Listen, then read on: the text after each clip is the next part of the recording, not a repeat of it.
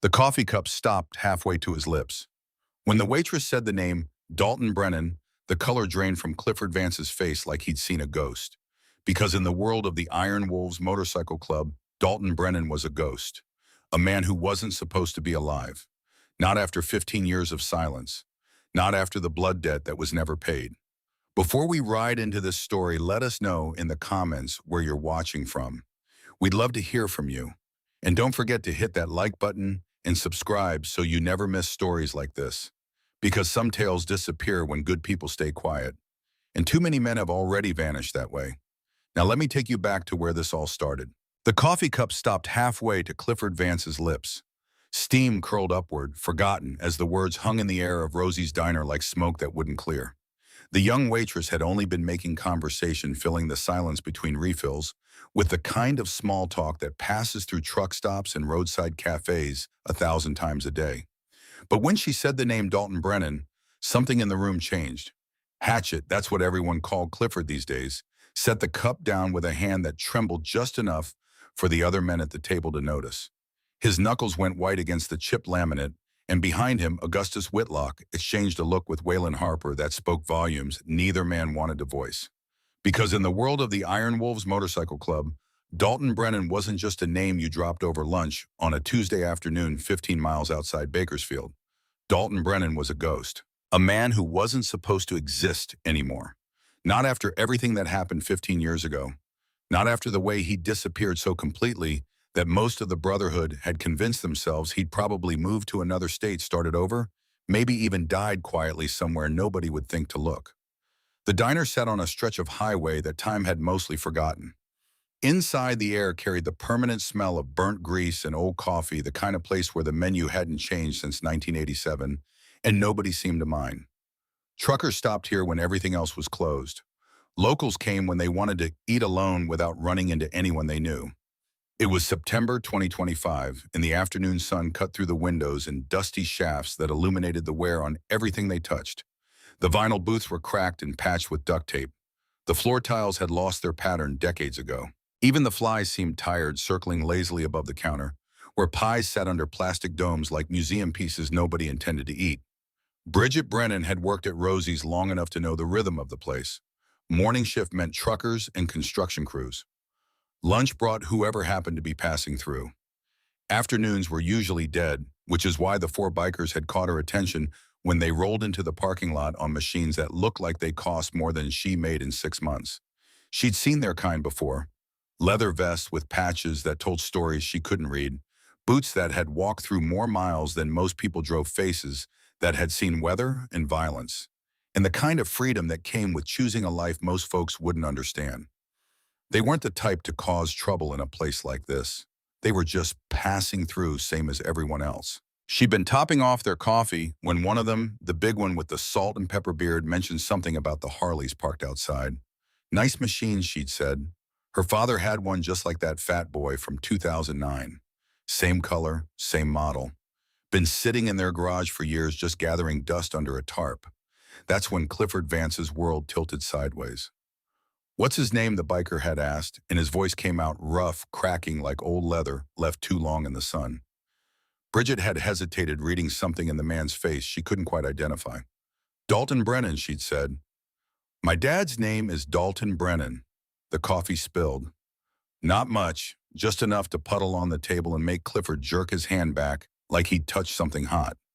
Gus Whitlock, sitting to his left, went completely still. Across the booth, Waylon Harper set down his fork with exaggerated care, and Fletcher Boone Fletch, to anyone who'd known him longer than 5 minutes, stared at Clifford like he was watching a man have a heart attack in slow motion.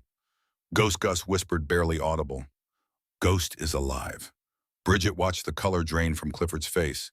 She'd seen enough regulars have medical episodes in this place to recognize when someone wasn't okay, but this didn't look like a stroke or a heart attack. This looked like a man seeing something that shouldn't exist. A man confronting a piece of his past he'd buried so deep he'd forgotten where he left it. "You sure about that name?" Clifford said, and it wasn't really a question. His eyes searched Bridget's face like he might find a lie hiding there, some mistake that would let him go back to his lunch and forget this conversation ever happened. "I'm sure," Bridget said. "Dalton Brennan, he's my father." The silence that followed felt heavy enough to break furniture. Outside, the highway hummed with the occasional passing semi. Inside, the refrigerator behind the counter rattled and wheezed the way it had been doing since before Bridget was born. Someone in the kitchen dropped something metal that clattered against tile. Normal sounds, the world continuing like nothing had changed. But everything had changed. Clifford Vance had been riding with the Iron Wolves for 32 years. He'd seen brothers die on highways and in hospital beds. He'd watched marriages fall apart and businesses fail. He'd buried men who'd been closer to him than his own blood relatives. And he'd done it with the kind of stoic acceptance that comes from understanding that death and loss are just part of the deal when you choose this life. But Dalton Brennan wasn't dead. Dalton Brennan had just been forgotten. The guilt hit Clifford like a freight truck doing 70 on black ice. It hit him in the chest hard enough that for a second he genuinely couldn't breathe, and behind that physical sensation came the memories he'd been avoiding for 15 years. "Does he still ride?" Clifford asked, and his voice sounded like something broken, trying to hold itself together. Bridget shook her head, and something sad flickered across her face.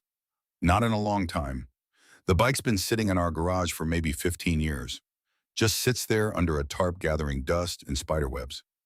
I don't think he's touched it since Mom died." 15 years. Clifford did the math in his head, watching the numbers line up with a precision that made him feel sick. 15 years since Dalton had stopped answering phone calls. 15 years since he'd stopped showing up to runs and rallies. 15 years since the brotherhood had collectively decided it was easier to let a broken man fade into nothing than to figure out how to help him carry his grief. They told themselves he needed space. That's what they'd called it. Space. Like abandonment was a gift when you packaged it in the right words. Bridget was still standing there, coffee pot in hand, waiting for some kind of response that made sense of the tension radiating from the table. She wasn't stupid. She could read a room. Whatever she'd said had opened something these men hadn't expected to deal with on a random Tuesday afternoon. "Your father," Clifford said, slowly testing the words. "Dalton Brennan. He's still in Bakersfield." "Been there my whole life," Bridget said. "Same house we've always lived in." Clifford nodded, processing information that felt simultaneously impossible and inevitable. Of course Dalton was still in Bakersfield. Where else would he be? Men like Dalton didn't run. They just stopped being visible. They just faded into the background of their own lives until everyone else forgot to look for them. Gus cleared his throat, breaking the silence. "We knew a Dalton Brennan," he said carefully. "Long time ago. Good man. One of the best we ever rode with." Bridget's expression shifted, something like recognition dawning. "You're Iron Wolves," she said, not quite a question. Clifford nodded. "Been a long time since we saw your father. Didn't know he was still around." "He doesn't really talk about those days," Bridget said. "After Mom passed, he just kind of shut down. The bike was hers, actually. Anniversary gift. He hasn't touched it since she died."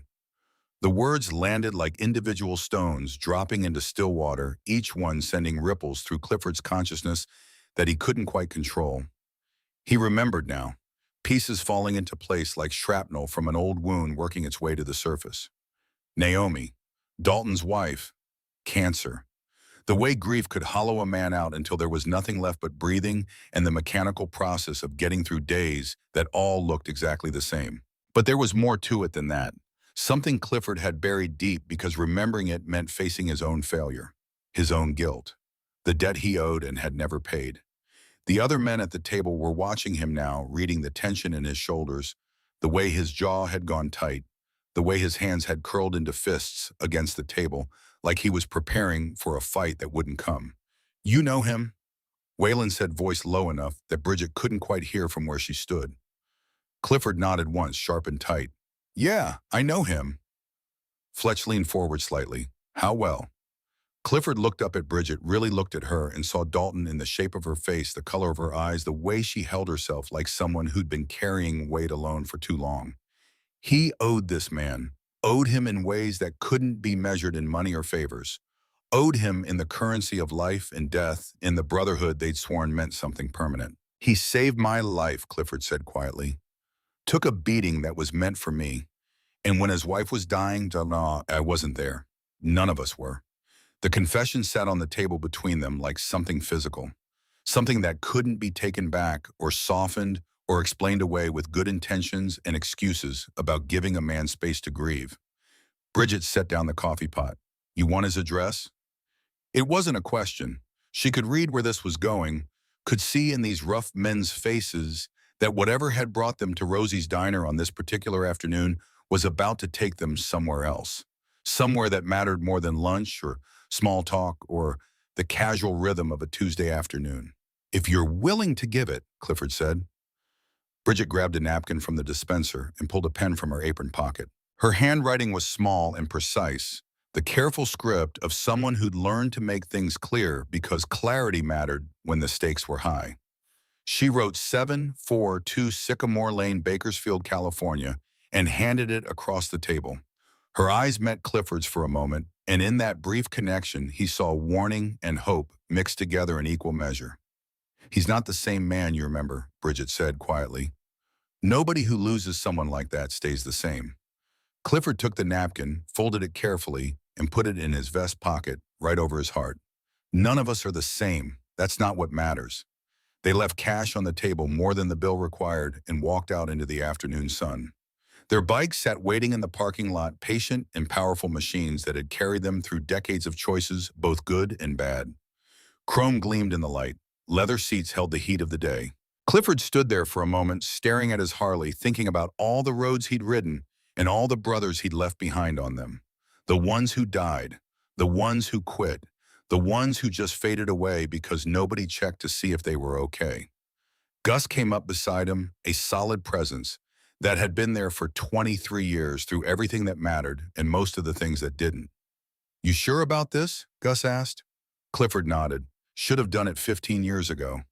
They mounted up, engines roaring to life in sequence, and the sound filled the empty parking lot like thunder rolling across flat land. 4 men on 4 machines heading toward an address that held a ghost they'd failed to save when salvation mattered most.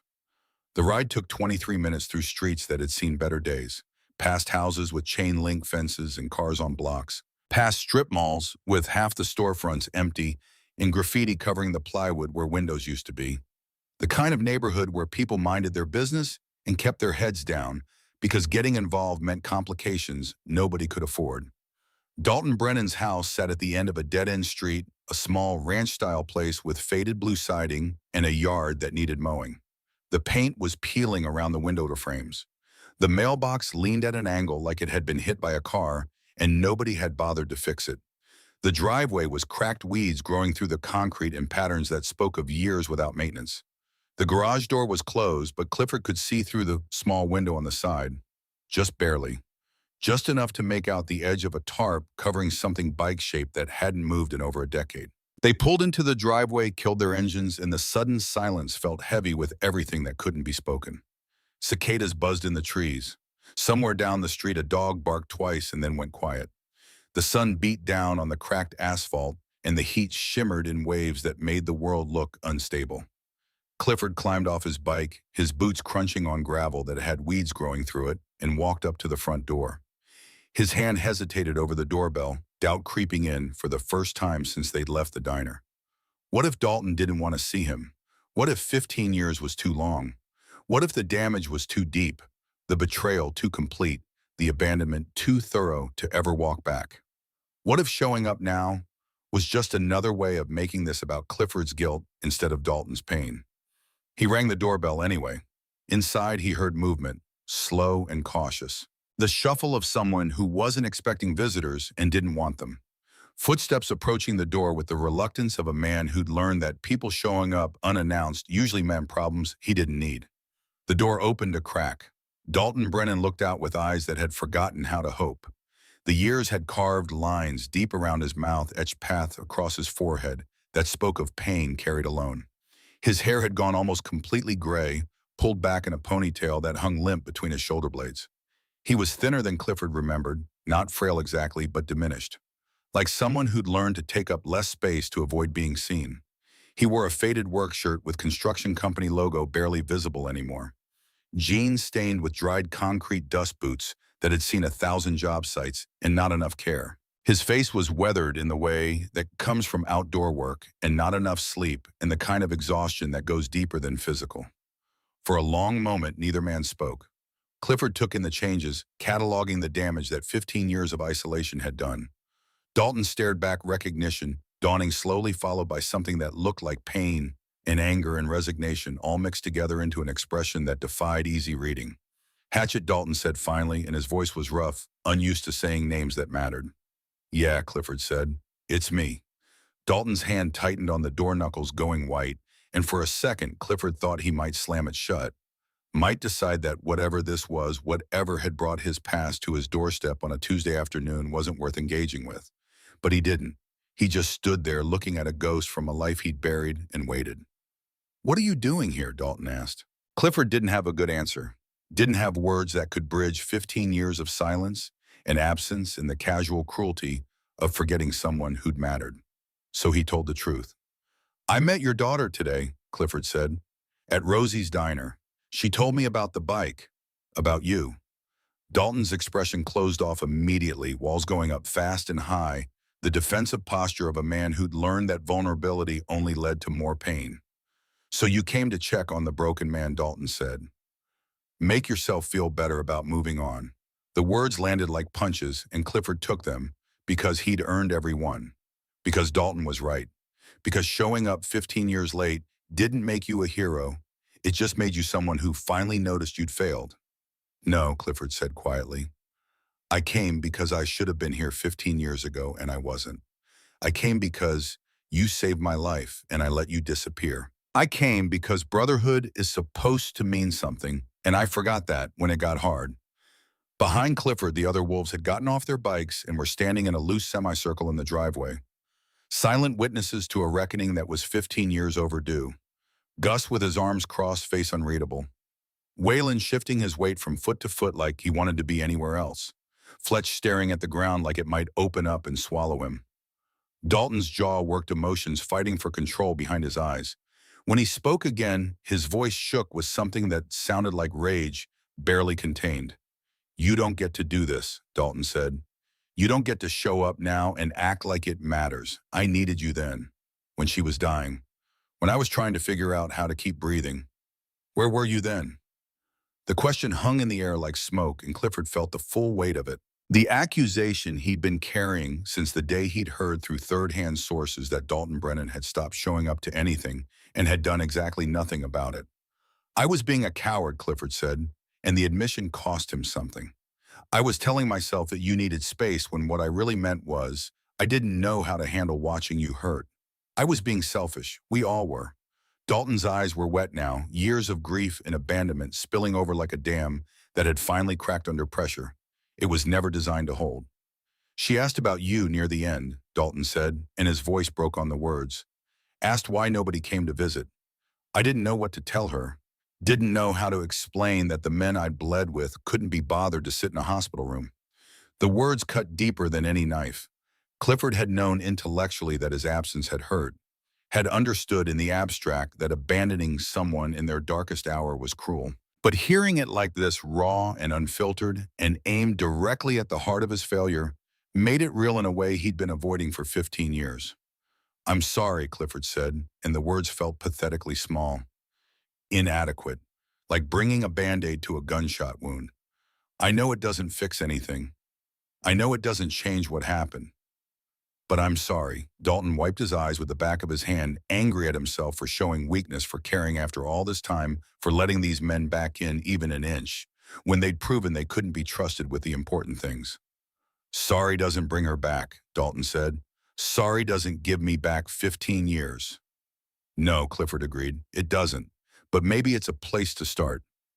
The standoff continued, two men separated by a doorway, and 15 years of accumulated pain, neither quite willing to be the first to move. Behind Clifford, a car drove slowly past the end of the street, music thumping from open windows, bass rattling loose trim, life continuing, the world not stopping for private reconciliations or old guilt finally demanding payment. Dalton looked past Clifford at the other wolves standing in his driveway. Gus raised a hand in greeting, solemn and respectful. Waylon nodded, his face showing the same guilt that Clifford carried. Fletch met Dalton's eyes and didn't look away, accepting whatever judgment was coming. These weren't men who apologized easily, who admitted mistakes, who showed vulnerability in any form that might be mistaken for weakness. But they were here, and that said something their words couldn't. "I don't know if I can do this," Dalton said quietly. "I don't know if I remember how to be that person anymore." "You don't have to be that person," Clifford said. "You just have to be you, whatever that looks like now." Dalton stood there in his doorway, torn between the safety of isolation and the terrifying possibility of letting people back in, of risking the kind of pain that comes from caring about something enough that its loss can destroy you. His hand stayed on the door for another long moment. Then slowly, reluctantly, like a man making a decision he knew he might regret, he stepped back and opened it wider. "You want to come in?" Dalton asked. It wasn't forgiveness. It wasn't even acceptance. But it was an opening, and that was more than Clifford had any right to expect. They filed into Dalton's house, the wolves moving carefully like men aware they were walking on sacred ground. Like visitors to a shrine they'd abandoned and had no business entering now. The living room was small and clean and empty of anything that suggested a life fully lived. No photographs on the walls, no personal touches that would indicate who Dalton had been, or who he'd loved, or what mattered to him beyond basic survival. Just functional furniture arranged without thought to comfort or aesthetics. A couch that looked like it came from a thrift store. A television on a stand that predated flat screens. A coffee table with nothing on it but dust and the rings left by glasses set down and forgotten. The walls were beige. The carpet was industrial and worn. The whole space felt temporary, like a place someone was staying until something better came along, except nothing better had come along in 15 years and probably never would. They sat awkwardly, the wolves taking up space in a way that felt both intrusive and necessary. Dalton stood by the window, arms crossed, still guarded, but no longer actively hostile. The posture of a man who'd agreed to this conversation, but reserved the right to end it whenever it became too much. "Your daughter seems like a good kid," Gus said, breaking the silence because someone had to. Dalton's expression softened slightly, the first crack in his armor. "She is. She's the only reason I'm still here." The admission hung heavy in the air, the unspoken implication clear as daylight. Without Bridget, Dalton wouldn't have found a reason to keep going. That's how close they'd come to losing him completely. That's how near the edge he'd been for how long. "She mentioned the bike," Clifford said, carefully watching Dalton's face for signs he was pushing too hard too fast. "Said it's been sitting in the garage." Dalton nodded, his gaze drifting to the window that looked out on the closed garage door. "Haven't touched it since the funeral. Couldn't. Every time I looked at it, all I saw was her on the back holding on to me, like we were going somewhere that mattered." "Maybe you still are," Clifford said. Dalton shook his head. "I'm not that man anymore. That version of me died with her." "Or maybe," Clifford said slowly, "that version of you has just been waiting for a reason to come back." Dalton didn't respond, but something flickered in his eyes. Something that might have been longing mixed with fear. The possibility of hope battling against the safety of resignation. They talked for hours that afternoon. The conversation moved from painful to cautious to something almost comfortable, like old friends finding their rhythm again after too long apart. The wolves told stories about runs and rallies, about brothers who'd died, and new members who'd joined, about the way the world had changed and the way it had stayed exactly the same. Dalton listened more than he talked at first, but gradually he started contributing, adding memories that had been locked away for 15 years. Small details that proved he hadn't forgotten everything, even if he'd tried. He told them about the last ride he'd taken with Naomi just 3 months before she got sick. They'd gone up the coast, camping under stars that seemed close enough to touch. She'd told him she'd never been happier, and he'd believed her because everything about that moment felt perfect in a way that doesn't happen often enough to take for granted. He told them about the diagnosis, the way time compressed and expanded simultaneously. Every moment precious and agonizing. The doctors who spoke in percentages and timelines, like they were discussing weather patterns instead of the systematic destruction of everything that mattered. He told them about the bike sitting under that tarp in the garage, about the mornings he'd stood there and thought about starting it, about how close he'd come to turning the key and riding until he ran out of gas or courage or reasons to keep going. About the mornings he couldn't make himself do it, because starting that bike meant acknowledging that she was really gone, that the passenger seat would stay empty forever, that he was riding alone now, whether he wanted to or not. The wolves listened without judgment, without trying to fix anything, just bearing witness to grief that had been carried in isolation for too long. And slowly, imperceptibly, something began to shift. Not healing exactly, not redemption or forgiveness, or any of the clean resolutions that stories promise, but life rarely delivers. Just acknowledgement. Recognition that the pain was real and the absence had mattered, and the brotherhood had failed when it counted most. But they were here now. That had to count for something. As the sun started to set, painting the living room in shades of orange and gold, Clifford's phone buzzed. He pulled it out, glanced at the screen, and his face changed. Went hard in a way that made the other men look up. "What is it?" Gus asked. Clifford set the phone down on the coffee table like it weighed more than it should. "Randall Tully died this morning. Heart attack. Funeral's Friday." The name hit the room like a physical presence. Randall Tully. Old Iron Wolf. A man who'd ridden with all of them at one point or another. Who'd been at Dalton's wedding. Who'd helped Clifford rebuild an engine in a parking lot during a rainstorm just because that's what brothers did. Dalton's face went pale. "Randall," Clifford nodded. "His family's asking if the wolves will ride. Full escort." Where silence settled over them, heavy with the weight of mortality and the brutal reminder that time didn't stop just because you'd stepped away from your life. That brothers kept dying, whether you were there to bury them or not. Clifford looked at Dalton, and in his eyes was a question he didn't quite know how to ask. An invitation that came with no pressure, but infinite weight. "Will you ride with us?" Clifford said quietly. "One last time, for Randall." Dalton stared at him, then at the other men sitting in his living room, then out the window at the garage that held a machine he hadn't touched in 15 years. His throat worked like he was trying to swallow something too big to fit. "I don't know if I can," Dalton said. "You don't have to know," Clifford said. "You just have to decide." The sun dropped below the horizon and shadows filled the room like water filling a space that had been empty too long. Outside, the street went quiet as the evening settled over Bakersfield like a blanket. Somewhere a screen door slammed. Somewhere a dog barked. Life continuing in all the small ways that don't make the news or change anything, but somehow add up to the texture of existence. Dalton stood by the window looking at nothing and everything, and the weight of the decision pressed down on him, like gravity suddenly remembering he existed. "When's the funeral?" he asked, and his voice was barely audible. "Friday," Clifford said. 10 in the morning, Riverside Cemetery." Dalton nodded slowly, not quite agreement, but not refusal either. Just acknowledgement that he'd heard, that the information had been received and now required processing. The wolves stood to leave, reading the moment, correctly understanding that sometimes a man needs space to make peace with ghosts, for he can decide whether to join the living again. They filed out into the driveway back to their bikes, but Clifford hung back at the door. "That bike in your garage," Clifford said. "It's still yours. And when you're ready, we'll ride with you." Dalton's throat tightened. "I don't know if I'll ever be ready." "That's okay," Clifford said. "We'll wait." He turned to go, then stopped and looked back one more time. "Your wife," Clifford said.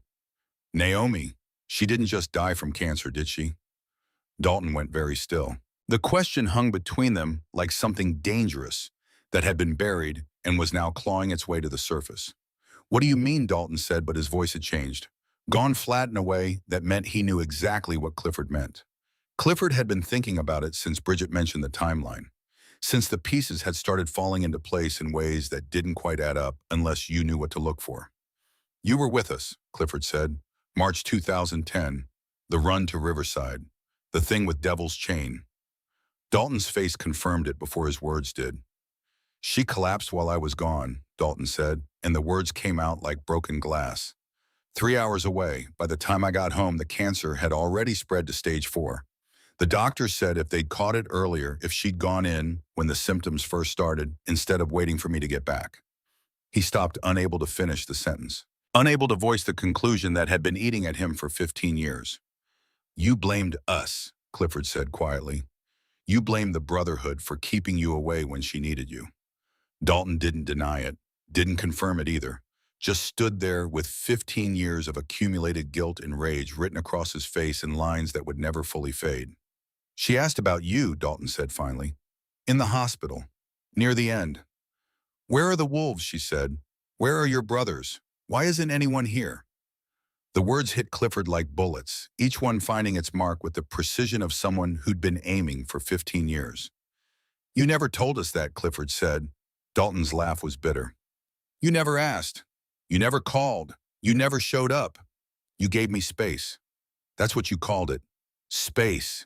His voice broke on the word, and Clifford saw the raw wound that had never healed. The abandonment that had cut deeper than any grief because it had come from the men who'd sworn that brotherhood meant something permanent, something that couldn't be eroded by inconvenience or discomfort or the awkwardness of not knowing what to say to a man whose world was ending. We failed you, Clifford said, and there was no excuse attached to the statement. No justification, just the flat acknowledgement of truth. We failed you when it mattered, and I'm sorry, doesn't begin to cover it. No, Dalton agreed, it doesn't. They stood there in the doorway as darkness settled fully over the street. Two men separated by choices made and not made by presence and absence, by the difference between the brotherhood they'd promised and the reality they'd delivered. But maybe, Clifford said, maybe it's not too late to do better. Dalton looked at him for a long moment, weighing 15 years of pain against the possibility that redemption might be real. Friday, Dalton said finally. 10 in the morning. Friday, Dalton said finally. 10 in the morning. Clifford nodded. We'll be here at 8 if you want to ride with us. He walked back to his bike, climbed on, and started the engine. The others followed suit, and the four Harleys rumbled to life in the quiet residential street. They pulled out slowly, respectfully, engines throttled low, and rode off into the night. Dalton stood in his doorway and watched them go. Watched the taillights disappear around the corner. Watched the street return to its normal quiet, like nothing had happened. But something had happened. For the first time in 15 years, Dalton Brennan wasn't alone with his grief. For the first time since Naomi died, someone had shown up and refused to let him disappear. For the first time since he'd covered that bike with a tarp and walked away from the life he used to live there, was a reason to think about uncovering it. He closed the door and stood in his empty living room, listening to the silence that had been his only companion for longer than he cared to remember. Then slowly, like a man making a decision that terrified him, he walked to the garage door and put his hand on the knob. He didn't turn it. Not yet. But the intention was there. The possibility. The first crack in the wall he'd built between himself and the world. In the driveway outside, Bridget's car pulled in. She'd finished her second shift at the grocery store, and she was tired in the way that comes from working two jobs and carrying a responsibility that should have been shared, but wasn't. She found her father standing by the garage door, and something in his posture made her stop. "Dad," she said carefully, "you okay?" Dalton turned to look at her, and in his eyes was something she hadn't seen in 15 years. Not hope exactly, but maybe the memory of what hope used to feel like. "They came," he said. "Hatchet and the others. They came." Bridget set down her bag and walked over to him. Put her hand on his arm. "I know, I gave them the address." Dalton nodded slowly. "There's a funeral Friday. Randall Tully. They want me to ride with them." "Are you going to?" Bridget asked, and she was careful to keep her voice neutral. Not pushing, not pulling, just asking. Dalton looked at the garage door, at the space that held a machine he'd loved and abandoned in equal measure. "I don't know," he said honestly. "Part of me wants to. Part of me thinks it's too late, that too much time has passed, that I'm not that person anymore." "And what does the rest of you think?" Bridget asked. Dalton was quiet for a long time. Then so softly, she almost didn't hear it, he said the thing he'd been afraid to admit for 15 years. "The rest of me thinks maybe your mother would want me to try." Bridget squeezed his arm, tears in her eyes that she didn't bother to hide. "I think she would too." They stood there together in the hallway, father and daughter, survivors of a grief that had nearly consumed them both, and for the first time in a very long time, the silence between them didn't feel quite so heavy. In the garage behind the closed door, under a tarp that had been there so long, it had become part of the landscape, a 2009 Harley-Davidson Fat Boy waited, patient as only a machine can be, ready or not ready, just waiting. And somewhere in the darkness of that enclosed space, in the dust, in the stillness, in the absence of sound, Naomi Brennan's lipstick mark was still there on the gas tank, faded but present. A kiss placed before a final ride that neither of them knew would be the last. The bike remembered, even if the man had tried to forget. And Friday was coming, whether Dalton Brennan was ready or not. The kitchen light cast harsh shadows across the table where Bridget sat, with something small and folded clutched between her fingers. It was past midnight, and the house had that particular quality of silence that comes in the hours when most people are asleep and the world feels like it belongs only to insomniacs and those carrying burdens too heavy to set down even temporarily. Dalton stood in the doorway still wearing the clothes he had had on when the wolves left hours ago.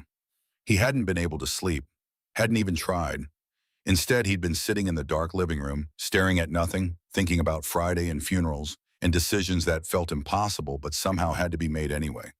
When he'd gotten up to get water, he'd found Bridget at the table, and the look on her face told him this wasn't a coincidence. She'd been waiting, building up courage for something.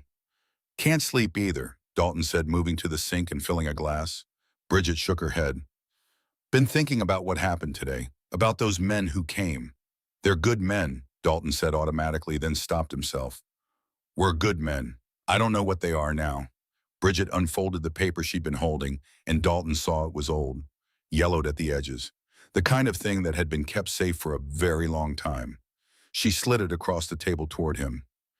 You were going to do it, she said quietly, weren't you? Dalton looked at the paper and his blood went cold. He recognized his own handwriting, recognized the date at the top, September 2022. 3 years ago, a lifetime ago, yesterday. Where did you find that, he asked, and his voice came out rough, Garage Bridget said. Under the seat of the bike. I went out there about 6 months ago. I don't know why. Just felt like I needed to see it, and I found this. The suicide note was short, only a few lines. Instructions for Bridget about the house and his life insurance, and how to contact his brother in Oregon, who he hadn't spoken to in a decade. An apology that didn't begin to cover the scope of what he'd been planning. A single line that broke his heart to read now in the unforgiving, fluorescent light of the kitchen. You deserve better than a father who stopped living 15 years ago. Bridget's eyes were wet, but her voice stayed steady. Every day for how long, Dad? How long were you thinking about it? 2 years, Dalton said, and sitting down felt like surrender, but he couldn't keep standing. Every single day for 2 years, I thought about it. Some days it was just a whisper. Some days it was the only thing I could think about. But you didn't, Bridget said. Dalton looked at his daughter and saw Naomi in the curve of her cheek and the way she held herself when she was scared, but refusing to show it. Saw the strength that had kept her going through a childhood that should have been lighter, easier, filled with more joy and less responsibility. You're the only reason I didn't, he said. Every time I got close, I'd think about you finding me, about what it would do to you, and I couldn't. I couldn't do that to you. The words hung between them, honest and terrible and necessary. Bridget reached across the table and took his hand. Her grip was strong, the fingers of someone who'd worked hard jobs and carried heavy things and refused to break even when breaking would have been easier. I need to show you something, she said. She stood and left the room, returning a moment later with an envelope. This one was different from the suicide note, cream-colored and formal, the kind used for important occasions. Dalton's name was written on the front in handwriting he recognized instantly, even though he hadn't seen it in 15 years. Naomi's handwriting. His hand shook as he reached for it. She gave it to me, Bridget said, 3 days before she died. Made me promise not to give it to you until you were ready. I've been carrying it for 15 years, Dad, waiting for the right moment. I think maybe this is it. Dalton held the envelope like it might dissolve if he gripped too hard. He could feel the weight of the paper inside. Could imagine Naomi writing it in a hospital bed knowing she was dying, trying to find words that would reach across the gulf of death and grief to the man she loved. Read it, Bridget said gently. Dalton's fingers trembled as he opened the envelope. The letter inside was written on both sides of a single sheet, the handwriting getting shakier toward the end as Naomi's strength had failed. But every word was legible. Every word was her. My Danny, it began, and Dalton's vision blurred immediately. If you're reading this, it means I'm gone, and you survived long enough for Bridget to think you might be ready to hear what I have to say. I hope that's true. I hope you're not just surviving anymore, but actually living, though.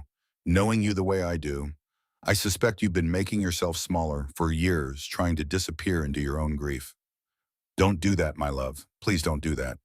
The bike I gave you for your 40th birthday wasn't just a present. It was a promise of freedom and adventure and all the roads we were going to ride together. We got some of those roads, Danny. We got more happiness than most people find in a whole lifetime.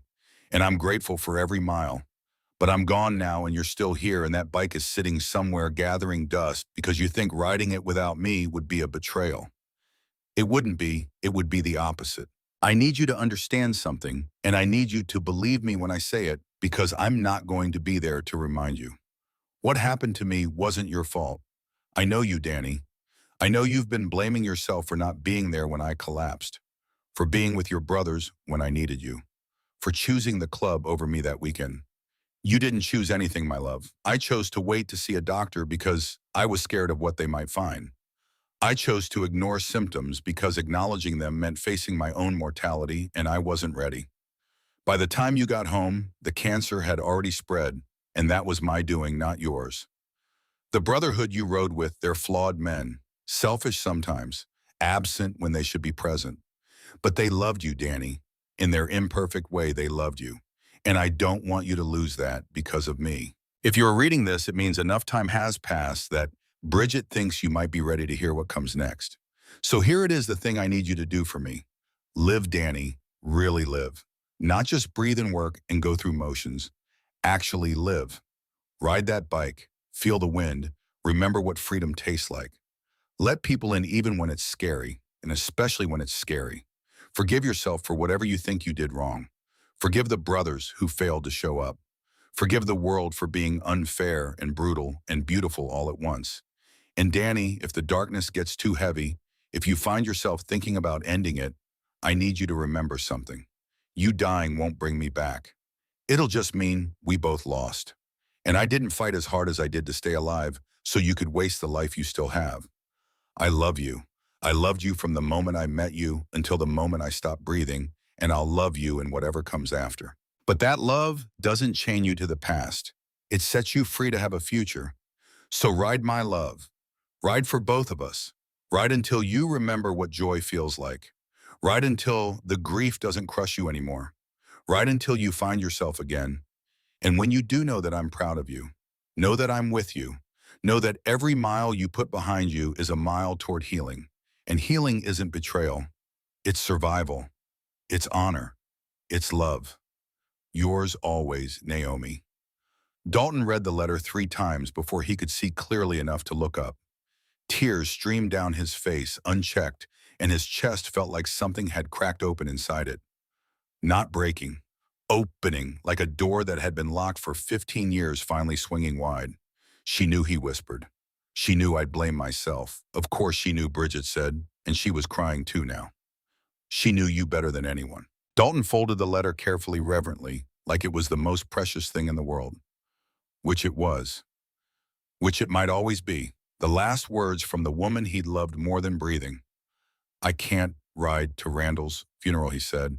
I don't remember how to be that man anymore. Then learn again, Bridget said. You've got 2 days. Dalton looked at his daughter and saw strength he didn't feel, saw certainty he couldn't claim, saw the future she was offering him if he was brave enough to take it. I don't know how, he admitted. Bridget stood and held out her hand. Start with the garage.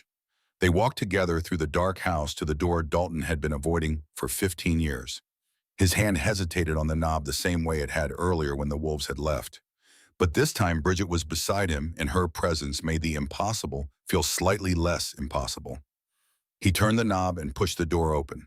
The garage smelled like dust and motor oil and time standing still. A single bulb hung from the ceiling, casting weak yellow light that barely reached the corners. Tools lined the walls on pegboards, organized the way Dalton used to keep them when he cared about such things. A workbench sat against the back wall, surface clean, except for a thin layer of grime that comes from years without use. And in the center, under a heavy canvas tarp, sat the shape that had haunted Dalton's peripheral vision for 15 years. The bike. Bridget moved to help him, but Dalton shook his head. This was something he needed to do himself. His hands found the edge of the tarp, and he pulled. The canvas came away slowly, reluctantly, like it had grown attached to what it covered. Dust rose in clouds that caught the light and made both of them cough.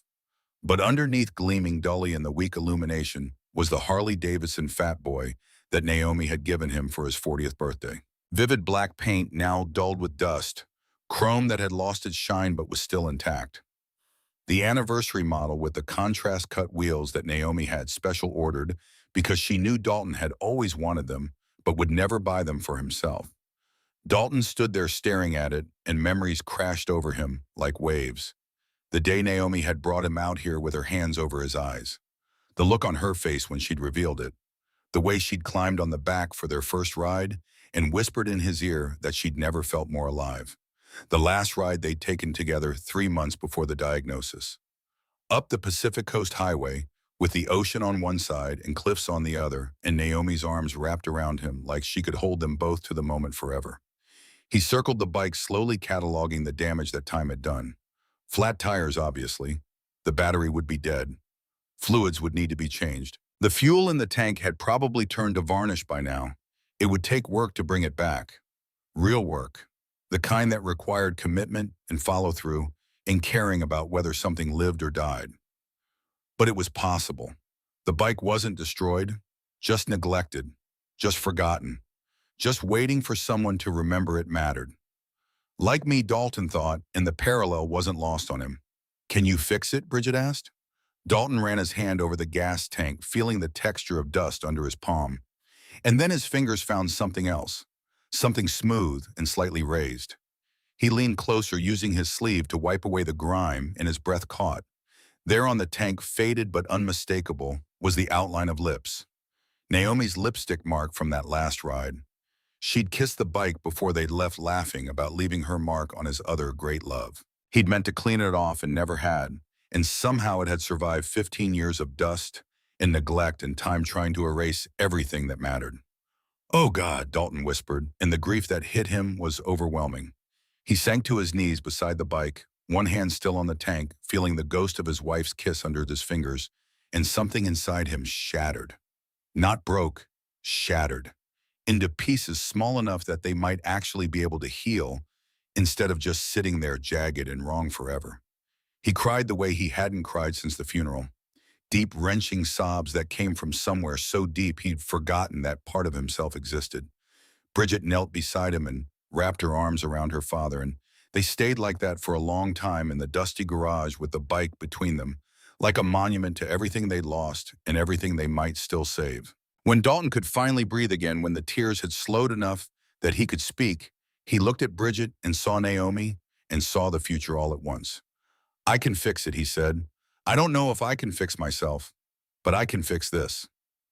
"That's a start," Bridget said. They worked until 3 in the morning that first night. Dalton showed Bridget how to check the oil, how to examine the tires for cracks and dry rot, how to test connections and assess damage. His hands remembered things his mind had tried to forget. The muscle memory of maintenance and care, and the relationship between a rider and his machine. The tires were shot unsalvageable. The battery was dead as expected. The fuel system would need to be completely flushed. But the engine itself looked intact. The chrome under the dust still held its integrity. The frame was solid. This was salvageable. They were salvageable. When they finally called it a night, Dalton stood in the garage doorway and looked back at the bike.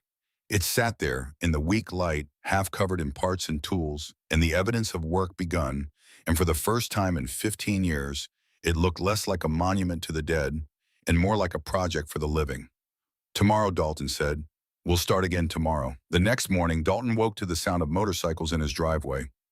For a confused moment, he thought he was dreaming, but the rumble of Harley engines was too real, too present, too unmistakably there. He stumbled to the window and looked out to see Clifford Vance climbing off his bike with a toolbox in one hand and a determined expression on his weathered face. Dalton opened the front door before Clifford could ring the bell. "What are you doing here?" "Heard you might need some help with a fat boy that's been sitting for a while," Clifford said. "Figured I know fat boys. Thought I'd offer." Behind him, Gus was unloading a battery from his saddlebag, a new one still in the packaging. Waylon carried motor oil and filters. Fletch had a set of tires strapped to the back of his bike. "You don't have to do this," Dalton said. "I know," Clifford replied. "That's why I'm doing it." They worked all morning in the garage, 4 men who'd forgotten how to talk to each other but still remembered how to work together. There was something meditative about the process, the removal of old parts, the installation of new ones, the systematic restoration of function to something that had sat broken for too long. Dalton found himself relaxing into the rhythm of it. Clifford knew fat boys the way he'd claimed, and his hands moved with the confidence of someone who'd rebuilt engines in parking lots and driveways across 3 decades of riding. Gus handled the electrical work with patience that bordered on obsessive. Wayland did the grunt work of draining and flushing the fuel system without complaint. They didn't talk much at first. The work spoke for itself. Pass me that wrench. Hold this steady. Check that connection. The language of mechanics and brotherhood that predated words and would outlast them. But gradually, as the morning wore into afternoon, conversation began to flow. Carefully at first. Safely. Stories about other bikes they'd worked on. Runs they'd taken decades ago when they were younger and more reckless and convinced of their own immortality. Gus told a story about the time he'd blown a tire doing 90 on the interstate and somehow managed to bring the bike down without dying. Waylon admitted he'd once run out of gas in the middle of nowhere and had to push his Harley 3 miles to the nearest station. Fletch confessed to crashing into a fence while trying to impress a woman who turned out to already have a boyfriend. The stories were safe, surface level, but they were also connection. Proof that these men still existed beyond the grief and failure that had defined their relationship for 15 years. Around noon, Bridget came out with sandwiches and coffee. She called in sick to both her jobs, claiming a family emergency that wasn't exactly a lie. The men ate in the driveway, sitting on upturned crates in the tailgate of Dalton's old truck.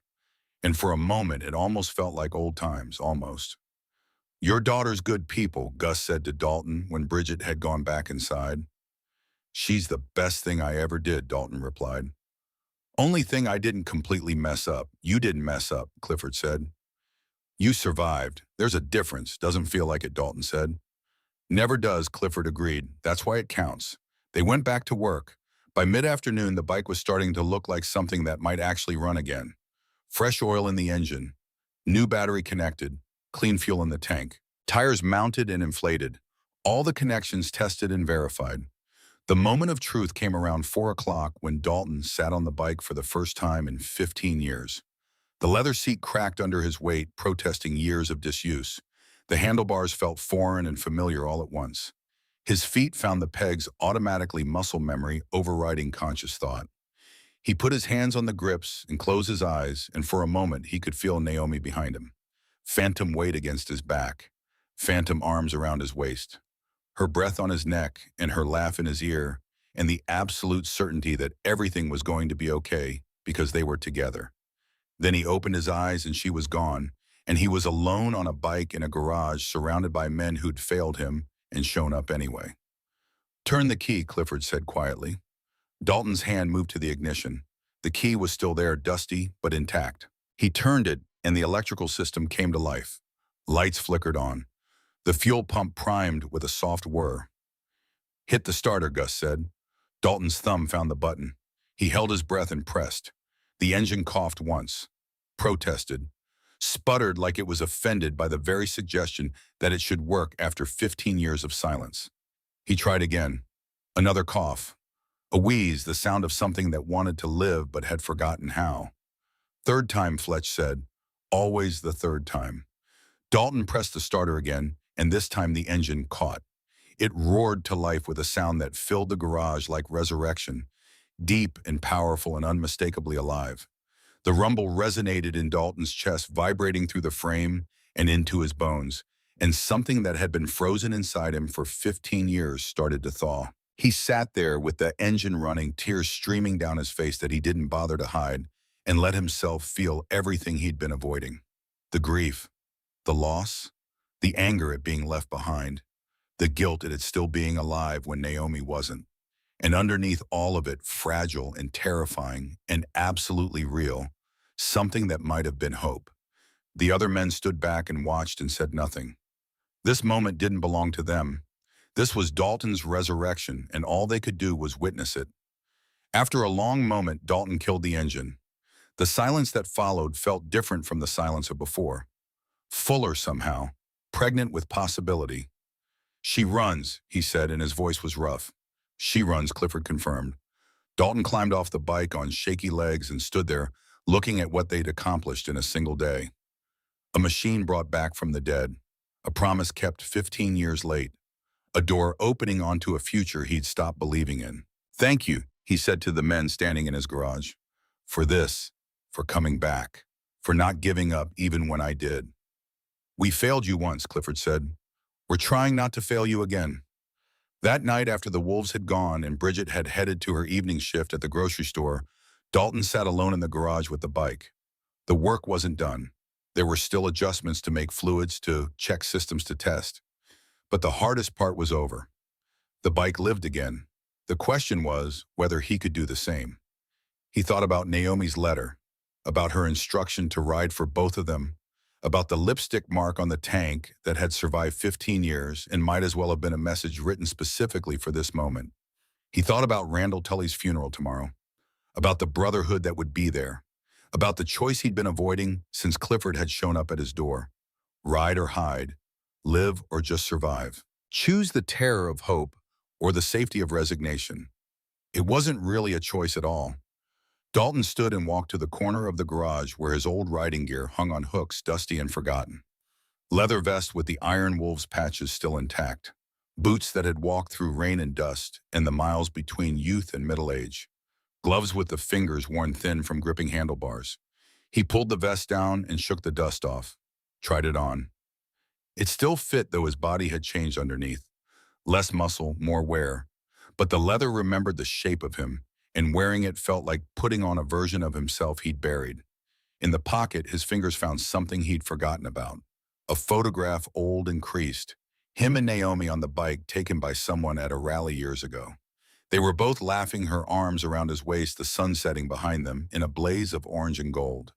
They looked young, invincible, absolutely certain that moments like that would last forever. Dalton stared at the photograph for a long time. Then carefully, with shaking hands, he propped it up on the workbench where he could see it. Not hiding anymore. Not locked away in a box. Just there. Present.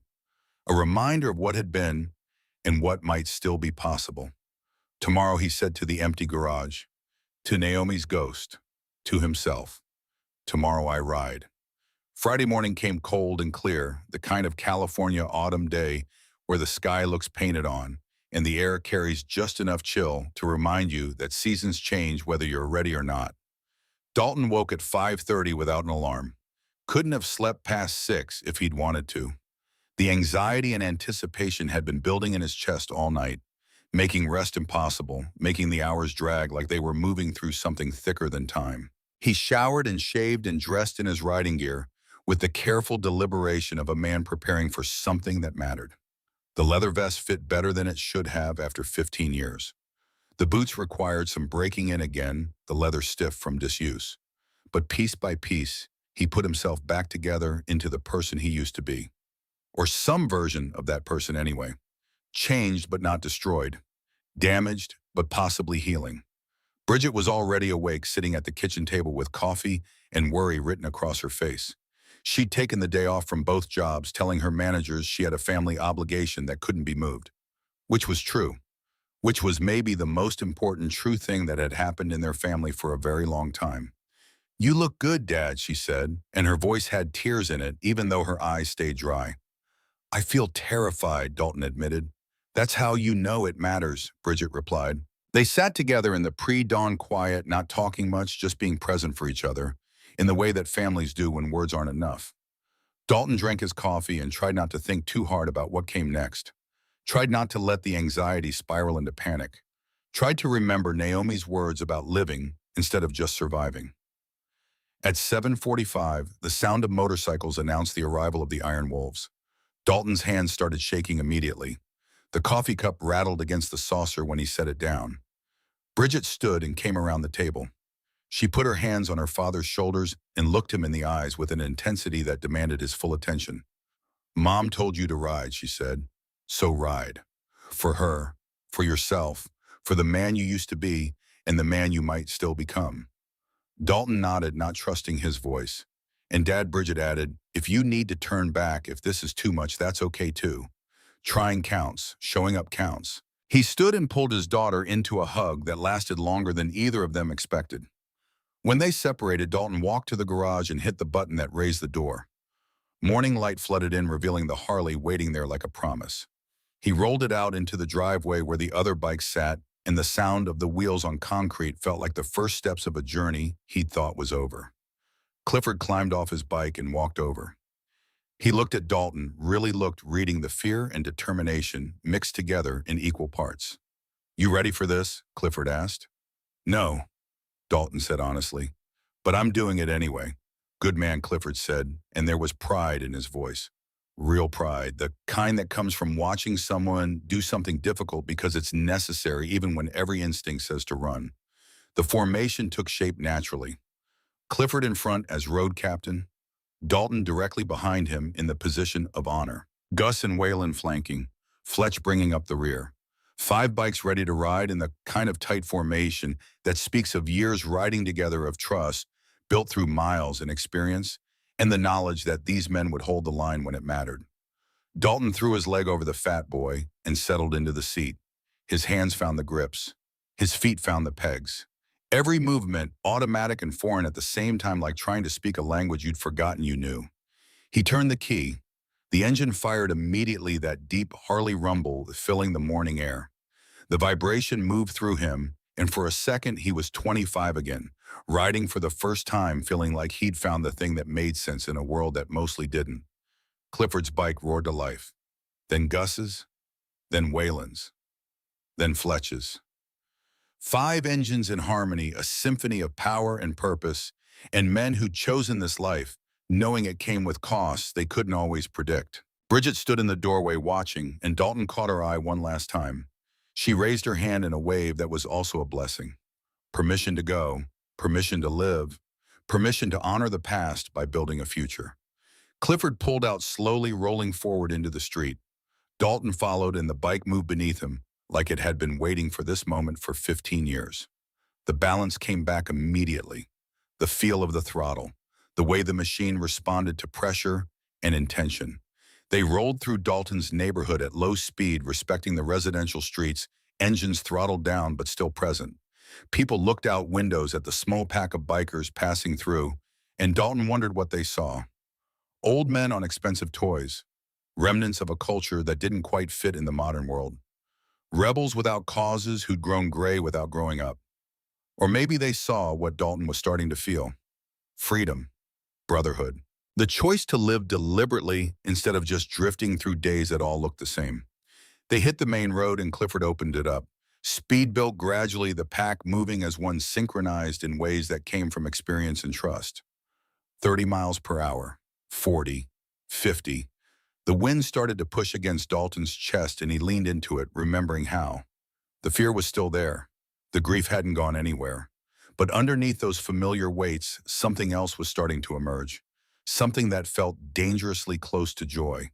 They rode through Bakersfield as the city woke up, past strip malls just opening for business, past schools where buses were starting their routes, past the construction sites where Dalton had spent 15 years breaking his body for paychecks that barely covered the bills.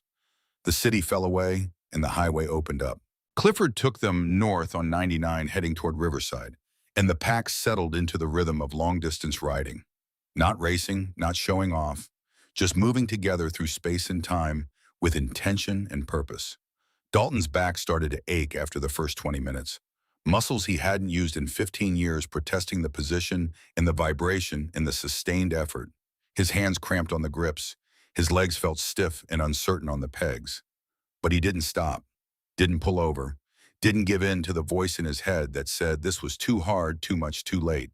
He just rode. They passed a cemetery about 40 minutes in, not the one where they were headed, but another one smaller and older. Dalton's eyes found it automatically drawn to the familiar sight of headstones arranged in neat rows like soldiers at attention. His hand lifted off the grip for just a moment, a gesture of acknowledgement. A salute to Naomi and all the miles they'd never ride together. A promise that he was trying, that he hadn't forgotten, that loving her didn't mean dying with her. Clifford saw it in his mirrors and understood. He didn't slow down or acknowledge it directly, just kept riding, giving Dalton space to have his moment without making it into something that required explanation or comfort or anything beyond silent witness. The miles accumulated. 10, 20, 30, each one a small victory. Each one proof that Dalton Brennan was still here, still capable, still choosing to participate in his own life instead of just watching it pass by. Around mile 35, panic hit. It came from nowhere and everywhere all at once. Dalton's chest tightened, his breathing went shallow. The rational part of his brain knew he was having a panic attack, knew it would pass, knew he just needed to breathe and wait it out. But the irrational part was louder. The irrational part was screaming that he was going to crash, that he couldn't do this, that he should have stayed home where it was safe and small and didn't require anything from him except continued existence. He signaled and pulled off onto the shoulder, killed the engine, sat there on the bike with his head down and his hands shaking, trying to remember how to breathe. The other bikes pulled over behind him. Engines went quiet. Clifford walked up and stood beside the fat boy, not touching, just present. "Can't do this," Dalton said, and his voice came out strangled. "I thought I could, but I can't." Clifford didn't argue, didn't tell him he was wrong or being weak or disappointing anyone, just stood there and let Dalton have his moment. "She died because I chose you over her," Dalton said, and the words came out like they'd been locked behind his teeth for 15 years. "That run to Riverside, the thing with Devil's Chain, I should have been home. Should have been there when she collapsed. But I chose the Brotherhood instead, and she paid the price." The guilt spilled out in waves, and Clifford took it all. Listened without defending himself or the club or the choices any of them had made. When Dalton finally ran out of words, Clifford spoke quietly. "She died because cancer doesn't care who you choose or where you are. She died because cells divide wrong and bodies fail and the universe doesn't ask permission before it takes things that matter." "That doesn't make it hurt less," Dalton said. "No," Clifford agreed. "It doesn't. But blaming yourself doesn't honor her memory. Living half a life doesn't bring her back. All it does is make sure you both lose." Dalton looked up at the man who'd brought him back to this moment, who'd shown up 15 years too late and refused to apologize for being there anyway. "She'd die again seeing you like this," Clifford said. "Half alive, blaming yourself. Convinced that grief is loyalty and suffering is love. That's not what she wanted. You know it's not." A car pulled up behind them and Dalton saw a young rider climb off. Maddox Rourke, the new blood, the kid who didn't fully understand why an old bike and old men mattered, but who'd shown up anyway. Maddox walked over with the kind of confidence that only comes from not yet knowing how many ways life can break you. "My old man left when I was 6, Maddox said without preamble. "Just walked out one day and never came back. No explanation, no goodbye, just gone." Dalton looked at the young man, not seeing where this was going. "Found the MC when I was 24. Maddox continued. "Was living in my car, working 3 jobs, convinced I didn't need anyone because everyone leaves eventually anyway. These men took me in, fed me, gave me a place to crash. Taught me that family isn't the one you're born into, it's the one you choose." He gestured at the other wolves. "They're not perfect. They fail sometimes. They make mistakes, but you know what they do that my actual father never did. They show up, they keep showing up, even when it's hard, even when they don't know what to say, even when showing up is all they can offer." Dalton felt something shift in his chest, some perspective he hadn't been able to find on his own. "Brotherhood isn't about never failing," Maddox said. "It's about coming back after you fail, about trying again even when you got it wrong the first time. These men failed you 15 years ago, but they're here now. That counts for something." The words hung in the air, simple and true and impossible to argue with. Dalton looked at Clifford, at Gus and Waylon and Fletch standing beside their bikes, at Maddox with his youth and his certainty and his hard-earned wisdom about what family actually means. Then he looked down the road toward Riverside, toward Randall Tully's funeral, toward the choice that had brought him to the shoulder on this highway on this morning. Ride or hide, try or quit. Honor Naomi's last request or let the grief win. He reached down and turned the key. The fat boy's engine roared back to life. "Let's ride," he said. They mounted up and pulled back onto the highway, and this time when speed built and wind pushed and miles accumulated, Dalton let himself feel it, let himself be present for it, let himself remember that being alive meant more than just breathing. It meant choosing. It meant trying. It meant showing up even when every cell in your body was screaming to hide. It meant riding. The cemetery at Riverside stretched across 12 acres of manicured grass and old oak trees that had witnessed more grief than any living thing should have to carry. Headstones marched in neat rows toward a horizon that seemed impossibly far away, each one marking a life that had mattered to someone somewhere at some point in time. When the Iron Wolves pulled through the gates, there were already close to 200 motorcycles parked in designated areas. The sound of their arrival added to the rumble that filled the air like distant thunder, and heads turned to watch as Clifford led the small pack toward an open space near the main pavilion. Dalton killed his engine and sat for a moment gathering himself. His body ached from the ride. His hands were stiff from gripping the handlebars. His back felt like someone had been working it over with a hammer. But he'd made it. Against every instinct that told him to turn back, against the panic and the grief and the voice in his head that said he didn't belong here anymore, he'd made it. He climbed off the fat boy on legs that threatened to buckle, and Gus was there immediately steadying him with a hand on his elbow. "Easy, Ghost," Gus said, using the old road name like it still fit. "You made the ride. Take a minute." Around them, bikers in leather and patches gathered in clusters, talking in low voices about Randall Tully and the life he'd lived. Old men with gray beards and younger ones trying to earn their place. Women who rode their own bikes and others who preferred the passenger seat. A whole culture that Dalton had walked away from 15 years ago, still here, still riding, still burying their brothers when death came calling. Clifford appeared at Dalton's shoulder. "Tully's family wants the wolves to lead the procession to the gravesite. You up for that?" Dalton looked toward the pavilion where Randall's casket sat surrounded by flowers and photographs. He could see the family gathered there, faces he half recognized from decades ago when he'd been part of this world. Randall's widow, his children grown now with families of their own, his grandchildren who would grow up hearing stories about a man they'd barely known. "Yeah," Dalton said, "I'm up for it." They walked together toward the pavilion, 5 Iron Wolves moving as a unit through the crowd. People noticed. Conversations paused. Eyes tracked their movement with the kind of attention that comes from recognizing something unusual. Because Dalton Brennan was a ghost, and ghosts weren't supposed to walk around in daylight at funerals. An older man stepped into their path, and it took Dalton a moment to recognize him. Irving Aldridge, Tank they'd called him back in the day, built like his road name suggested, and just as hard to stop when he got moving. "Ghost," Tank said, and his voice carried disbelief. "That really you?" Dalton nodded. "Been a while, Tank." 15 years, Tank said. "We thought you were dead, or close enough to it that it didn't matter." The words should have stung, but Dalton found he couldn't argue with them. "That's about right," he admitted. "Been close enough to dead that it didn't matter." Tank's expression shifted from shock to something that might have been understanding. Then he did something unexpected. He pulled Dalton into a hug, hard and brief and completely sincere. "Good to see you breathing, brother," Tank said when he stepped back. "Real good." Others came forward then, men Dalton had ridden with decades ago, names and faces swimming up from memory like debris from a shipwreck, each one expressing surprise, relief, sometimes joy at seeing him alive and present.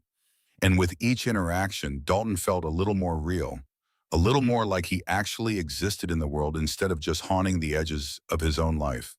The service started at 10 sharp. Randall's oldest son spoke about his father's love of the open road and the brotherhood that had defined so much of his life. A minister said words about heaven and peace and rest from earthly troubles. The widow stood stoic and dry-eyed, the kind of strength that comes from knowing grief was coming and preparing for it, even though preparation never helps as much as you think it will. But it was near the end when Randall's younger son took the podium that Dalton's world tilted. "My father had many regrets," the son said, his voice steady despite the emotion beneath it. Things he wished he'd done differently, people he wished he'd stayed in touch with. But there was one that haunted him more than all the others combined. He paused, scanning the crowd until his eyes found Dalton standing with the wolves. "Dalton Brennan," the son said. "My father spent the last 10 years of his life trying to find you, calling old numbers that didn't work anymore, reaching out to anyone who might know where you'd gone. He wanted to tell you he was sorry. Sorry he wasn't there when your wife died. Sorry the brotherhood failed you when you needed it most." The words landed like physical blows, and Dalton felt Clifford's hand on his shoulder steadying him. "Dad wrote you letters," the son continued. "Dozens of them. Never sent them because he did not know where to send them, but they're all here." He held up a wooden box, simple and worn. "Mom wanted you to have these. Wanted you to know you weren't forgotten. That Dad carried his failure with him until the day he died." After the service, Randall's widow pressed the box into Dalton's hands. Her eyes were red, but her voice was clear. "He loved you like a brother," she said, "and he never forgave himself for abandoning you. Maybe these will help you understand that you mattered, that your absence created a hole none of us knew how to fill. Dalton took the box throat too tight to speak and nodded his thanks. The procession to the gravesite was everything Clifford had promised. The Iron Wolves led riding in tight formation at walking pace, while the hearse followed and 200 other bikes brought up the rear. The sound was overwhelming, a rolling thunder that announced to the world that Randall Tully had mattered, that his death left a mark that his brothers would see him to his final rest with all the ceremony and respect they could muster. Dalton rode directly behind Clifford, the box of letters secured in his saddlebag, and felt the weight of it like a physical presence. Evidence that he hadn't been the only one carrying guilt, that the silence had hurt on both sides, that abandonment was a two-way street and everyone involved had paid a price. That night back in Bakersfield, Dalton sat alone in his garage and opened the box. Inside were 43 letters, all addressed to him at an old address he hadn't lived at in 20 years, all undelivered, all carrying Randall Tully's attempt to bridge a gap that had grown too wide to cross with just words. He read them one by one, and they told a story of regret and longing and the slow realization that brotherhood required maintenance, that it couldn't survive on good intentions alone, that silence was corrosive and distance was deadly, and forgetting someone was a choice that compounded every day. You didn't choose differently. I don't know if you'll ever read this, one letter said, but I need to say it anyway. When Naomi died, I was scared. Scared of your grief. Scared I wouldn't know what to say. Scared that showing up would make it worse instead of better. So I did nothing, and doing nothing turned out to be the worst choice I could have made. Another letter dated 3 years earlier. I saw a fat boy today that looked like yours. Followed it for 10 miles hoping it was you. Wasn't, of course. But it made me realize I've been looking for you in every rider I pass, hoping for a second chance I probably don't deserve. And near the bottom of the box, dated just 6 months before Randall's death, I'm sick, ghost. Heart's failing. Doctors give me a year if I'm lucky. And all I can think about is dying without making this right. Without telling you that losing you broke something in all of us. That the club hasn't been the same since you left. That I'm sorry, so goddamn sorry. Dalton cried reading them. Not the wrenching sobs from the garage when the bike started, but quiet tears that fell unchecked and landed on paper that had waited years to deliver its message. He wasn't the only one who'd been lost. He wasn't the only one who'd suffered. The brotherhood had fractured when he disappeared, and the cracks had spread in ways none of them had predicted. They'd all failed each other, and maybe recognizing that was the first step toward not failing again. 6 weeks passed, and Sunday morning rides became the rhythm that structured Dalton's life. Every week at 6 in the morning, the Iron Wolves gathered at the Bluebird Cafe on the edge of town, and every week Dalton was there. The rides weren't long at first. 50 miles, 75, building endurance in a body that had forgotten what endurance felt like. But gradually the distances increased, and with them came something Dalton had thought was lost forever. Joy. Not happiness exactly, not the absence of grief or the erasure of loss, but the ability to feel something other than numbness. The capacity to be present in a moment without the past crushing down on every second. He started teaching Maddox about bike maintenance, passing on knowledge he'd accumulated over decades of riding. How to read engine sounds. How to feel when something was wrong before the problem became critical. How to maintain a machine so it would take care of you when miles got hard and conditions got worse. Maddox absorbed it all with the hunger of someone who'd never had a father figure to teach him these things. And in teaching, Dalton found purpose, found that he still had something to offer, found that being useful mattered more than he'd remembered. Bridget started joining the rides occasionally, riding passenger on Gus's bike. She'd been resistant at first, worried about leaving her father alone, worried about what might happen if she wasn't there to monitor his mental state. But Dalton had insisted. "You've been taking care of me for 15 years, he told her. It's time you started taking care of yourself. So she'd climbed on the back of Gus's Harley, wrapped her arms around his waist, and discovered what her mother had known all along. That there was freedom in movement. That wind in your face could blow away cobwebs that therapy and time couldn't touch. That sometimes the best thing you could do for your mental health was ride until you couldn't think anymore. She started dating again.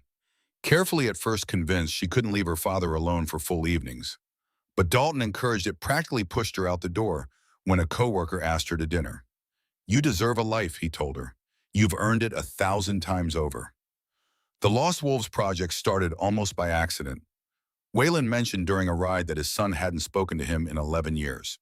Not since Waylon had chosen a run over his son's college graduation. The kind of choice that seemed reasonable at the time and unforgivable in retrospect. What if we found him, Dalton suggested. What if we showed up and tried to make it right? The idea took root. If they could reconnect with Dalton after 15 years, maybe they could find other brothers who drifted away. Other men who disappeared into their own versions of grief or shame or simple geography. They made a list. 15 names to start. Men who'd been iron wolves once and had faded into silence for reasons nobody had bothered to investigate. Tank in Chicago was first. The man they'd seen at Randall's funeral. Turned out he'd left the club after a bitter divorce, convinced nobody would want him around when he was broken and angry and barely holding his life together. Clifford and Dalton flew out on a Thursday, rented a car, and tracked Tank down to a studio apartment above a mechanic shop where he worked 60 hours a week to afford child support and basic survival. The look on Tank's face when he opened the door and saw them standing there was worth the plane ticket. "We came to bring you home," Clifford had said. Tank had broken down, actually collapsed against the doorframe, and cried like a man who'd been holding it together through sheer force of will and had finally been given permission to fall apart. They'd stayed 3 days, helped him pack, settled his affairs, brought him back to Bakersfield, where the club found him work at a shop that paid better and treated him like family. And on his first Sunday ride with the Wolves, Tank had pulled alongside Dalton at a stoplight and said just 2 words through tears. "Thank you." Quincy Doyle in Phoenix came next. The record said he'd been paralyzed from the waist down in a crash back in 2012. The club had sent flowers to the hospital and then collectively assumed he couldn't ride anymore, so why bother staying in touch? They found him in a VA facility, bitter and isolated, and convinced the world had moved on without him. Dalton had walked in with a tablet showing designs for hand controls, for adaptive equipment that would let a man with no leg function ride a 3-wheeled Harley or a modified 2-wheeler with proper setup. "You think I can still ride?" Quincy had asked, and the hope in his voice was heartbreaking. "I know you can," Dalton had replied, "if you want to." They'd raised money through the club, $5,000 in a week from members who remembered Quincy and wanted to help. Bought the equipment, modified a bike, taught Quincy how to use it. And when he rolled into Bakersfield 3 months later on a trike with hand controls riding under his own power, for the first time in 13 years, he'd cried so hard he had to pull over twice. "I thought I'd never feel wind again," he'd told Dalton. "Thought that part of my life was over." "Nothing's over until you decide it's over," Dalton had said and meant it. Griffin Booth in Seattle was harder.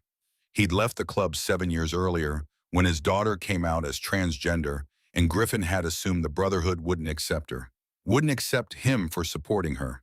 He'd been wrong, but by the time he realized it, years had passed, and the gap felt too wide to bridge. The Wolves showed up at Seattle Pride with rainbow flags attached to their bikes and rode in formation behind Griffin's daughter and her advocacy group. 24 leather-clad bikers making a statement that family meant family, no conditions, no exceptions. Griffin had watched from the sidewalk in shock. Then he'd stepped into the street and joined the formation, tears streaming down his face, riding with brothers who'd never stopped being brothers, even when he'd convinced himself they had. But it was during the Seattle trip that everything changed. That the Lost Wolves project became something bigger and more urgent than just reconnection. They'd been having dinner at a diner near Pike Place Market when Clifford's phone rang. The conversation was short, his face going pale as he listened. When he hung up, his hands were shaking. "That was Randall's widow," he said quietly. "She wanted us to know the truth about how he died." "Heart attack," Gus said. "That's what the death certificate said." Clifford shook his head. "Overdose, painkillers. He'd been dealing with chronic pain from old injuries 4 years. Got addicted. His family covered it up because they didn't want the club to know he'd died that way." The table went silent, the implications settling over them like a weight. "How many more?" Dalton said finally. "How many brothers are out there right now suffering in silence, convinced they can't ask for help because asking for help means showing weakness?" The question hung unanswered because nobody knew. Because the culture they'd built, the brotherhood they'd sworn to, had an unspoken rule that real men handled their problems alone. That needing help was failure. That vulnerability was weakness. and that culture was killing them. We change it, Dalton said. We find every brother who's struggling and we show up. We make it okay to not be okay. We stop pretending strength means suffering alone. The Lost Wolves Project expanded. They created a phone tree, a support network, monthly meetings specifically for brothers dealing with addiction, depression, chronic pain, PTSD. They brought in therapists who specialized in veteran populations and working class men. They made it clear that asking for help was as valid as offering it, and slowly, carefully, the culture began to shift. 12 weeks after Randall's funeral, the Iron Wolves held a rally. 500 bikes from 8 states all gathering in Bakersfield for a weekend dedicated to a single theme, No Brother Left Behind. The planning had taken months, coordination with local authorities, fundraising for the venue, outreach to clubs across the western states. But it came together in ways that felt almost miraculous, as if the universe had decided this mattered enough to smooth the rough edges. Dalton had been involved in the planning but hadn't known everything. Clifford had kept some details back, claiming he wanted them to be surprises. And on Saturday afternoon, when Dalton showed up at the main pavilion, he understood why. Because Bridget was standing on the stage with a microphone about to speak to 500 bikers about the father they'd almost lost. Dalton tried to back out, but Gus blocked his path. "She asked to do this," Gus said. "Let her." Bridget's voice carried across the assembled crowd, amplified by speakers, but strong enough that she probably didn't need them. "My father almost became a statistic," she said. "Not because he was weak, not because he gave up, but because we live in a world where men learn to suffer in silence, where asking for help is treated like failure, where the strongest thing a man can do is supposed to be handling everything alone." She paused, letting the words land. "The Iron Wolves failed my father 15 years ago. When his wife died and his world ended, they gave him space. That's what they called it. Space. But space was just another word for absence, for not showing up, for deciding his grief made them uncomfortable, so it was easier to let him fade away than to sit with him in the darkness." Dalton felt Clifford tense beside him, but Bridget wasn't done. "But they came back," she continued. 15 years late, imperfect, scared they'd be rejected. But they came back, and that second chance saved my father's life." She looked directly at Dalton then, and her eyes were wet. Dad almost wrote his own ending in a garage with a bike he couldn't bring himself to start. He almost became another name people used to know, another brother who disappeared while everyone else stayed busy. But he didn't, because someone noticed he was gone, because someone cared enough to feel guilty, because someone decided that 15 years wasn't too long to try again. The crowd was completely silent now, 500 bikers listening to a young woman tell them truths they needed to hear. "How many of you are carrying guilt right now?" Bridget asked. "How many of you know a brother who's struggling and you haven't called, haven't checked in, haven't shown up because you don't know what to say or you're afraid you'll make it worse?" Hands started going up, slowly at first, then more. Dozens, hundreds, an ocean of raised hands acknowledging failures they'd been carrying alone. "This rally isn't just about my dad," Bridget said.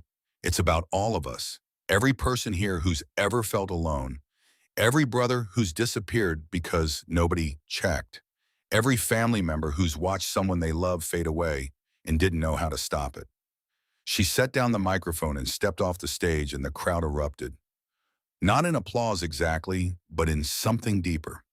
Recognition, collective acknowledgement, the sound of people realizing they weren't alone in their failures or their fears. Dalton met his daughter at the base of the stage and pulled her into a hug that said everything words couldn't. "That's my girl," he whispered into her hair. She'd just done something he'd never had the courage to do. She'd made his pain matter by using it to help others. She'd turned his near death into a tool for saving lives. "That's my girl," he whispered into her hair. "That's my brave, brilliant girl." The rally continued through the weekend. Workshops on mental health, panels on addiction recovery, support groups forming organically in corners and around campfires, brothers connecting with brothers they'd lost track of, phone numbers exchanged, promises made to check in, to stay in touch, to not let another 15 years pass in silence. And on Sunday morning they rode, 500 bikes in formation moving through Bakersfield like a river of chrome and leather and collective purpose. The sound was deafening. The sight was spectacular. Local news covered it. Social media exploded with videos and photos. But more than the spectacle, more than the numbers, what mattered was the intention behind it. 500 men and women publicly declaring that vulnerability was strength, that asking for help was courage, that no brother rides alone. Dalton rode in the middle of the pack, surrounded by brothers, old and new, and felt something he hadn't felt since Naomi died. He felt like he belonged, like his life had purpose beyond just surviving until tomorrow. Like the pain he'd carried might have actually mean something if he could use it to prevent someone else from carrying the same weight. 3 months after the rally, Gus's Parkinson's symptoms got worse. His hands started trembling, too much to safely control a bike at highway speeds. The club voted to suspend his riding privileges, and Gus had exploded. The confrontation happened after a Sunday ride in the parking lot of the Bluebird Cafe. Gus had barely been able to keep his bike steady on the last few miles, and everyone had seen it. "You're taking away the only thing I have left," Gus shouted at Clifford, his voice breaking. "You're making me into what I've been fighting against. You're making me weak." "We're keeping you alive," Clifford shot back. "There's nothing weak about that." Dalton stepped between them, his voice calm but firm. "No, we're making the same mistake we made with me." Both men looked at him. "You're deciding for him," Dalton said to Clifford. "You're taking away his choice because you think you know better. Just like you decided I needed space 15 years ago instead of asking what I actually needed." Then to Gus, "And you're confusing adaptation with surrender. Riding doesn't have to look one way. It just has to be riding." "What are you talking about?" Gus said. Dalton pulled out his phone and showed them pictures he'd been researching for weeks. Adaptive equipment for riders with Parkinson's, trikes with stability controls, modified handlebars with tremor dampening, electronic shifting systems that didn't require fine motor control. "We don't take away your bike," Dalton said. "We modify it so you can keep riding. We adapt. We overcome. We find a way because that's what we do." The fight went out of Gus's eyes, replaced by something that looked like hope. "You think that could work? I know it can," Dalton said, "because Quincy told me it saved his life. Because adapting isn't giving up. It's choosing to keep living even when living gets harder." They raised $7,000 in 2 weeks, modified Gus's bike with equipment specifically designed for neurological conditions, installed electronic controls that compensated for hand tremors, added stability features that made balance less critical. And when Gus rode for the first time with the modifications, when he made it 50 miles without incident and pulled into the Bluebird Cafe with tears streaming down his face, Dalton understood something fundamental. Healing wasn't about going back to who you were before. It was about becoming someone new who could carry the damage and keep moving forward anyway. The parallel situation with Waylon came to a head the same month. His son, who hadn't spoken to him in 11 years, lived in Sacramento. The silence had started over Waylon choosing a motorcycle run over his son's college graduation, and it had calcified into something that felt permanent. Dalton had pushed Waylon to reach out, to make the call, to try. "He won't answer," Waylon had said. "It's been too long. Some things can't be fixed." "You don't know that until you try," Dalton had replied, "and not trying guarantees you're right." So Waylon had called, left a voicemail that was awkward and stumbling and completely sincere. "I'm sorry I wasn't there. I'm trying to be better. If you ever want to ride with your old man, I'd like that. No pressure. Just an offer." The response came 3 days later. Not a phone call, but a text. Just 4 words. "Next Sunday, Bluebird Cafe." Waylon had stared at those 4 words like they were written in a language he didn't quite speak. Then he'd shown Dalton his hand shaking. "What do I do? You show up," Dalton had said, "and you let him decide what comes next." Sunday came and Waylon's son arrived on a Yamaha sport bike, young and uncertain, and clearly terrified this was a mistake. Waylon had stood beside his Harley, equally terrified, until Dalton had given him a push. "Go talk to your kid." The conversation lasted 20 minutes. Dalton couldn't hear it from where he stood with the other wolves, but he could see the body language. Stiff at first, defensive, then gradually softening. Waylon's son gesturing, while he talked animated years of stored words finally finding release. Waylon listening, really listening, not defending or explaining, just hearing his son's pain. When they finished talking, Waylon's son looked at the assembled Iron Wolves, looked at his father, looked at the open road stretching out before them. One ride, he said, then we'll see. They rode that Sunday. Waylon and his son and the rest of the pack. Just 50 miles out and 50 miles back, nothing dramatic, nothing that required declarations or promises about the future. But when they got back, Waylon's son agreed to coffee. And after coffee, he agreed to dinner the following week. And after dinner, he asked if he could come on another ride. Small steps. Careful reconciliation. The kind that might actually last because it was being built on honesty instead of grand gestures. Dalton watched it unfold and thought about Naomi's letter, about living instead of surviving, about second chances and the men brave enough to take them. 1 year after the first ride to Randall's funeral, the Iron Wolves gathered again. But this time it wasn't for a funeral, it was for a celebration. The Lost Wolves Project had reconnected 47 brothers across 8 states. 3 addiction recovery programs had been established specifically for MS members. 2 support groups for families of riders were meeting monthly. The suicide hotline they'd funded had fielded over 300 calls in its first year of operation. Gus rode every Sunday with his modified bike, leading new members on their first runs and teaching them that strength came in many forms. Waylon's son had joined the club as a prospect, learning from the same men who taught his father, building his own relationship with brotherhood that honored the past without being bound by it. Bridget had opened a nonprofit supporting families of veterans and motorcycle club members, using her own experience to help others navigate grief and caregiving and the complicated dynamics of loving someone who chose a life most people didn't understand. And Dalton rode every Sunday morning, leading the pack, sometimes following, other times, but always present, always showing up, always choosing to participate in his life instead of watching it pass by from a safe distance. He visited Naomi's grave every week, but the visits had changed. They were no longer about guilt or grief that paralyzed. They were conversations with someone he'd loved and lost, updates on a life he was actually living, promises kept instead of promises broken. The bike sat in his garage with the tarp long gone, always ready, always waiting. The lipstick mark on the tank had been carefully preserved under a clear coat, visible but protected, a reminder of what had been and what could still be. On the anniversary of that first ride, Dalton stood at Naomi's headstone with 2 photographs in his hands. One showed him and Naomi on the bike, young and laughing, and absolutely certain moments like that would last forever.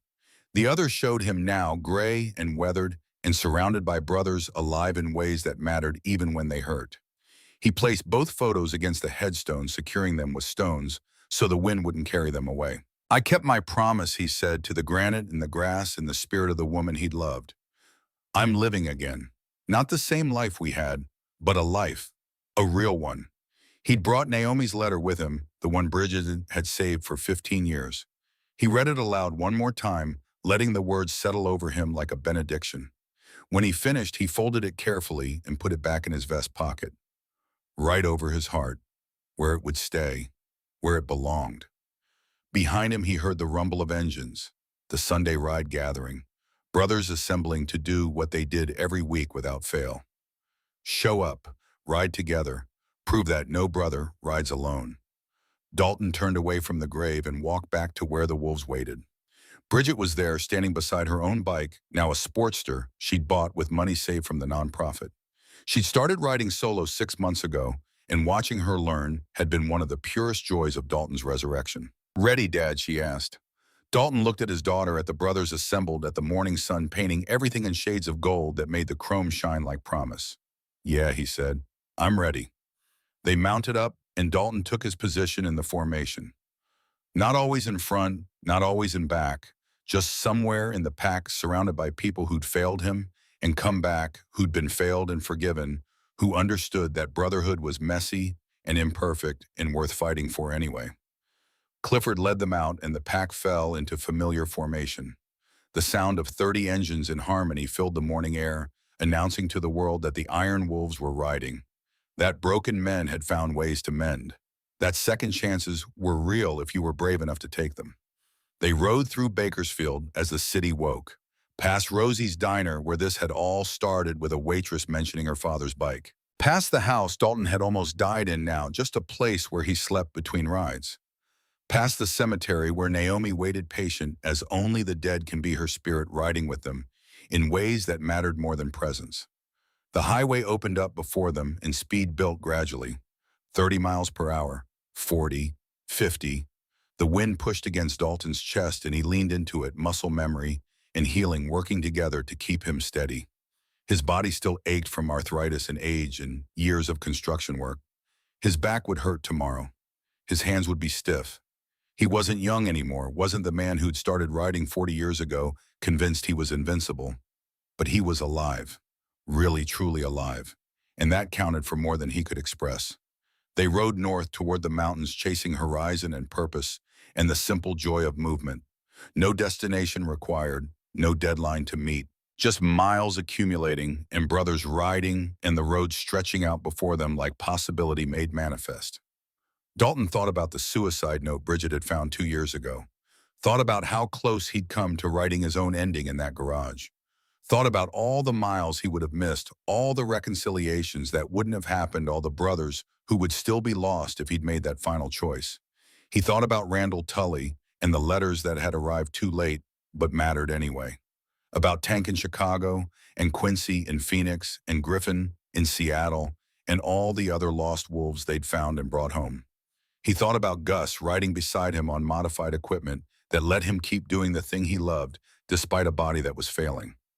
About Waylon and his son building something new from the wreckage of what had been broken. He thought about Bridget riding her own bike now, free from the burden of being his only reason to live, able to build her own life because he'd finally started living his.